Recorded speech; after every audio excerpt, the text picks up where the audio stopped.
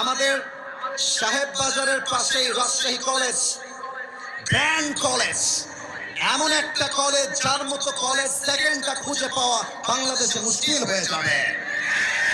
আমাদের রাজশাহী ইউনিভার্সিটি, আমাদের মুক্ত মঞ্চ, আমাদের পর্দা গার্ডেন, আমাদের টিবা, আমাদের আইবা, আরে দেখলেই তো কলিজা ঠান্ডা হয়ে যায় যুবক ভাইরা বলো।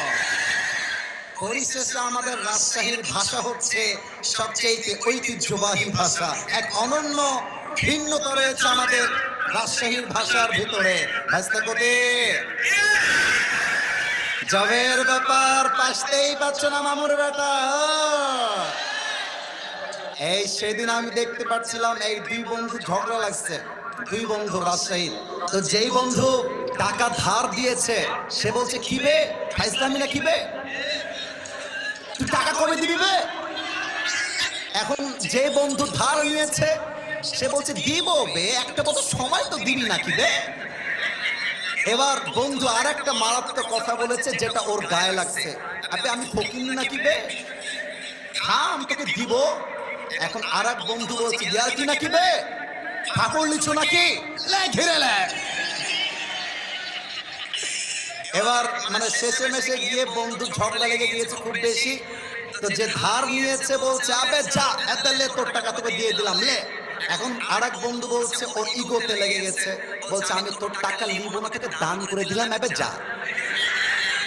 এবার এই বন্ধু বলছে আবে লিলে লে, না লিলে না লে, আনসান বকিস না, আবে ভাগ গোটা এখান থেকে। আরে রাজশাহীর ভাষা শুনলে কলিজা জুড়ায় যাবে যুবক ভাইরা, ঠিক না বলো?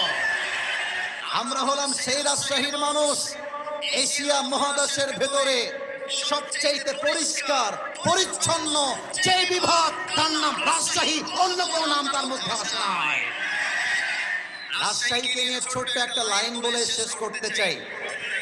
ইস শহর সে মুঝে ইতনা মোহাব্বত হ্যায় কে, আবারও বলছি মনোযোগ যেন কারো না হারিয়ে যায়। এই যে বামের ভাইরা, এই বউ পাবে না, বউ পাবে না, আওয়াজ করা যাবে না, কিপ কোয়াইট, কিপ সাইলেন্ট। রাজশাহীকে নিয়ে একটা শেষ লাইন বলতে চাই।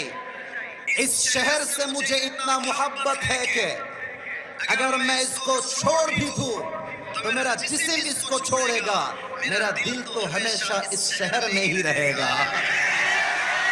अरे আমি রাজশাহীতে থাকি না থাকি